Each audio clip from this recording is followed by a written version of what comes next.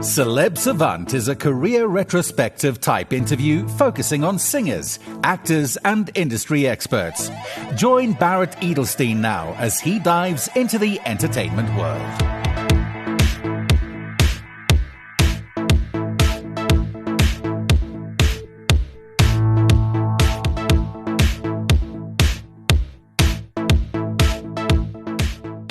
After a 17-year hiatus, legendary South African band Plum is making a triumphant return with their brand new single, Don't Stop Believing.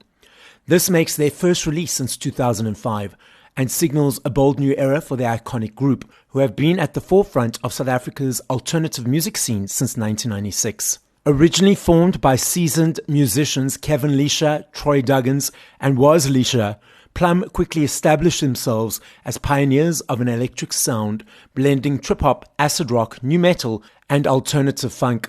Following the release of their last album, All or Nothing, the band members pursued other musical ventures, collaborating with South African greats such as Arno Carstens, Chris Chameleon, Josie Fields, and Von der Boom. Now, original members Kevin and Waz have reunited, joined by new drummer Ryan Greenwood and longtime sound expert Stevie G, rekindling their unmistakable chemistry and passion for performance. Up next on Celeb Savant, we've got Kevin Leicher from Plum. Where in the world are you and how are you doing? Oh, great. Thanks, Barrett. I am in Johannesburg and I'm doing really well. How are you doing? I'm good. All good. Thank you. So let's dive straight in. How or where or what was the inspiration behind the name Plum? Wow. Okay. We started a band, myself and Was, as school friends. You know, we're cousins actually, as a school band. That band was called Instant Karma, which was stolen from a John Lennon song, of course. And we did mostly covers, and then at one point we switched over to originals.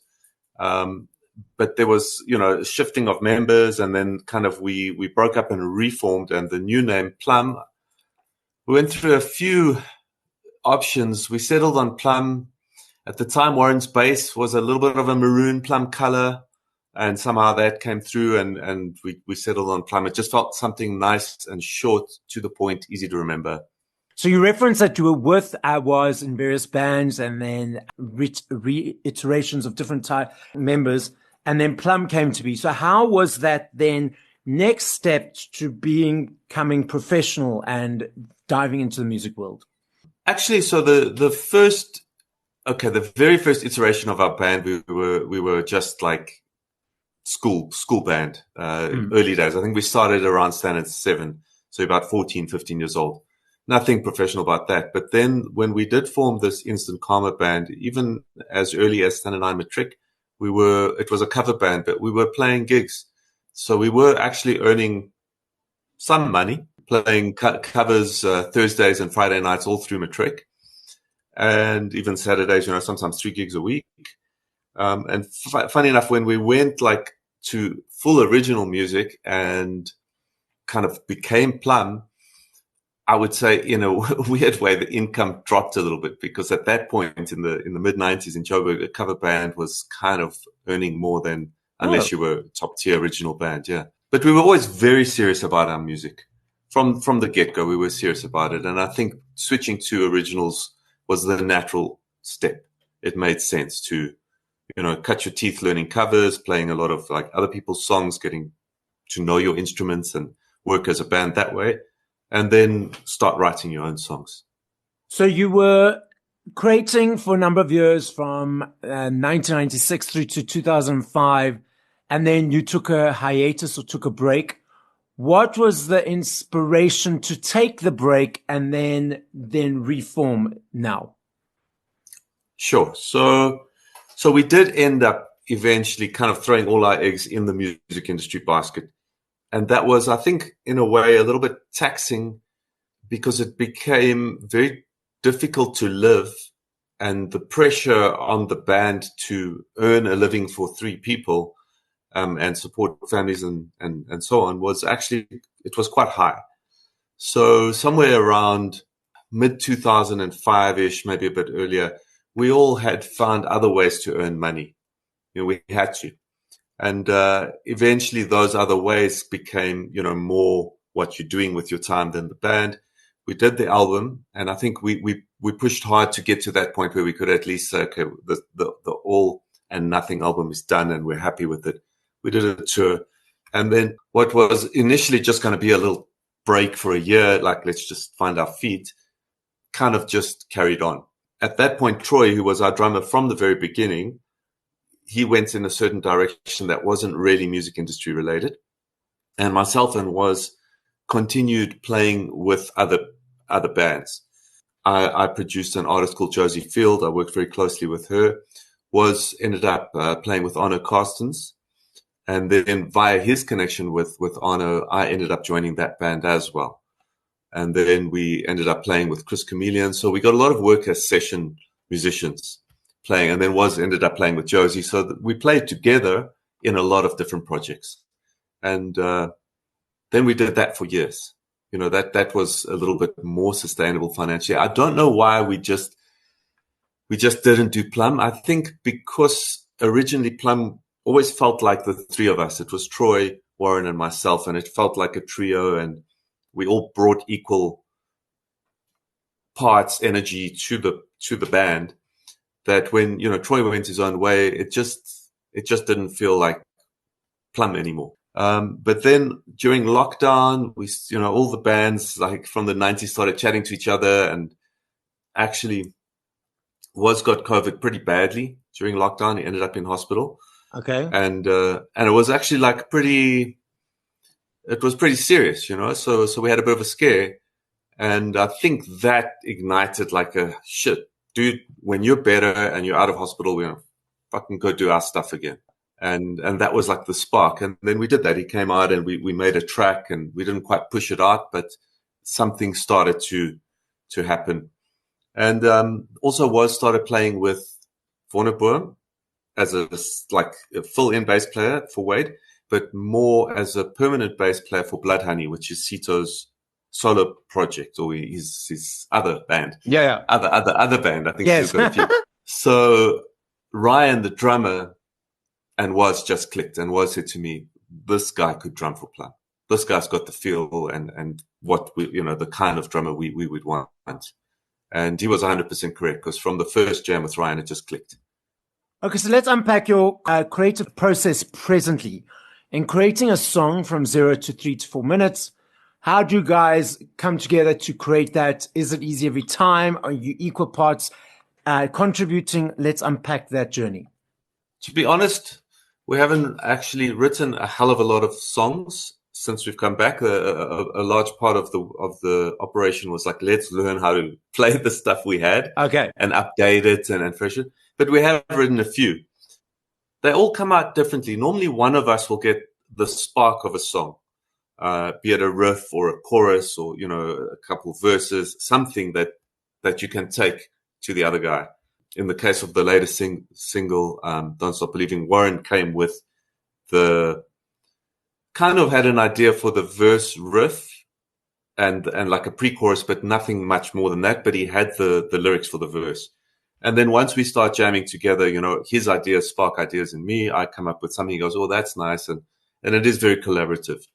And subsequently, I've taken a couple ideas to him, and they are starting to blossom into some songs. And I think the writing process is going to speed up from this point on. I think we're going to end up with a lot of new music very shortly. So what's coming up over the next few months? What are the plans? We'll be working on and releasing some new songs. We're trying to, keep those flowing. The days of making an album are maybe not so high priority in the digital world nowadays. You don't have to release all 12 songs at once. So you just write, release. We see that. And then once you've collected enough, you can package them and call it an album. I love me a CD. I know in South Africa, it's not very easy to get CDs anymore because there's no really shops to do so. I love the journey of the choice, the unpacking, the listening from song to whatever number, the all those type of elements. I'm not sure if you're aware, you may or may not be, that around the world, massive comeback of physicals. In last year in the UK or the year before, 5.9 million vinyls sold, the biggest since 1990. CDs are an upsurge as well. So in the UK, there's a basket of products that people exchange goods on. And based on those exchanges, obviously there need to be high exchanges for it. They gauge tax, some sort of tax element. And because of the upsurge of CDs again, that product is now back in the basket. Back in the basket. Okay. Yeah. Cassettes are also flying up. So, and then we've got these streaming platforms that you reference. What are your observations of the landscape at the moment? Well, obviously I was aware of the vinyl, the increasing vinyl. And I think that's been a steady growth over the last decade. I don't know if we're seeing the CD uptake in South Africa. I don't think we are. Cassettes as well. I mean, cassettes would be obviously a novelty item for Gen Z, having probably never physically handled one. Not the best sounding medium for music. I mean, we all grew up with cassettes, and I love cassettes. You know what I hated about cassettes is when they unraveled and then you had to try and turn the thing. I've got a few cassettes from back in the day, and I mean, I swear they're like half a semitone too fast or too slow, and it sounds like everything's going through a chorus pedal. So yeah, they don't hold out for very long. Be interesting to see. I mean, probably vinyl. If we went anywhere, it'd probably be vinyl. I think that's the best option. What have you noticed the difference for you personally as an observer, having been in the industry, besides the digital world, obviously the other aspects, since you guys were collaborating and creating in the 90s, 2000s to now, what other differences have you noted? So there's a massive difference in the affordability, availability, and quality of recording. When we first started, it was something you saved up for to get maybe 2 days in the studio, if you could even afford it. And what you did cost a lot of money, and what you came out with was a very true reflection of your actual musical ability. So you best go in prepared.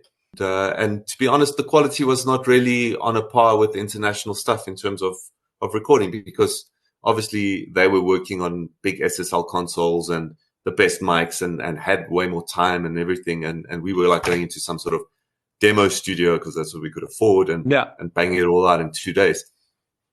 So today, that is no longer the case. Today, anyone can really use a laptop and, a decent set of mics, and it's all affordable, and spend way more time perfecting whatever product it is you want to put out. And then obviously the digital tools are on another level. So it's a little bit sad sometimes not knowing when you hear a record by an artist, whether that was actually played that way or is it just digitally kind of finessed into that thing. Yeah. Something is a little bit lost in the industry to me. Everything is a little bit less impressive, almost like what we're starting to see with AI, where you don't know if what you're watching is even real or not. So therefore, should I be impressed by it, or is it just something manufactured with a couple of clicks? Having said all that, it's still wonderful that, young artists can put out quality recordings. If not entirely by themselves, they can get a lot of the way by themselves. And we also hope to, reap the rewards of all of this. I have worked in studios for many years and have had access now to recording tools, but I can also see that it's becoming less and less necessary to use major, huge rooms or, setups. You can get a great recording from some of the most weird little corners of a room. So it's pretty cool. It's pretty cool. Now, I was going to maybe expand on that a little, you were talking about, how is music received? And this is where I feel like, even me personally, I feel like we're all overexposed. And that's a little bit sad. It's just so available. Like my little subscription to my music streaming platform gives me everything, yet not one record means as much to me as that album that I bought as a 13-year-old, saved up and bought it. That comes in again with that journey of the physical and having that, that whole experience. So, yeah. And also, I've heard that a reason a lot of the younger people are diving into that world is because they are tired of having everything on their phone. They want something different and new. And for us, it's not different and new because it was always there. But for them, it's new. So I love this game. I know if I had to ask you this question in 2 minutes, 10 years, 5 hours, I know your answer will be different every time. I recognize that and I understand that. I'm not saying favorite, I'm saying top of mind. If you had to push play to 5 songs by other artists once you finish this conversation, and if you can't think of songs, then just 5 artists, who would those 5 artists be? And if you can think of songs, what would the songs be? You're going to embarrass me, but I'm going to be honest.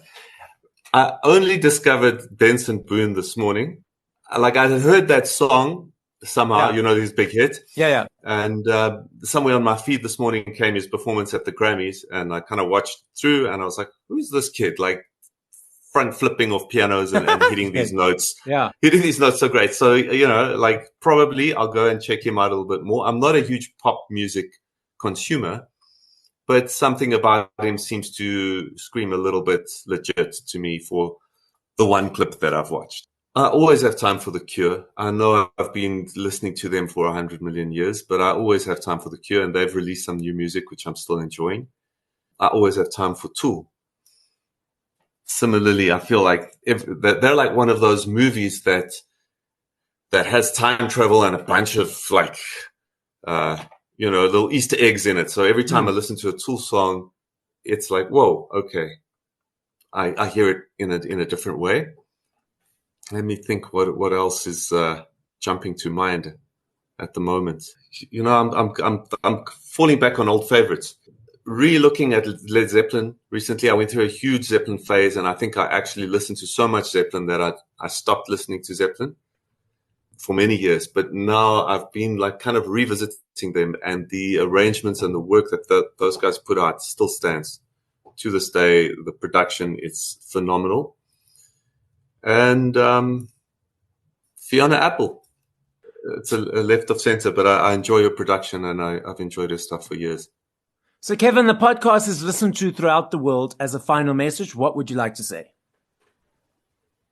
Oh, wow. What would I like to say to the whole world? I wish everybody could just chill down. I feel like we are in a very precarious place as humanity right now.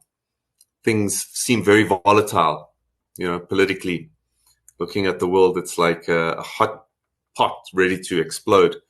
So I guess I wish I could just ask everybody to just take a deep breath and maybe be a little bit more empathetic. Thank you for listening to this episode of Celeb Savant. Please follow Barrett on TikTok, Instagram, YouTube, and Facebook at Celeb Savant. That's CelebSavant.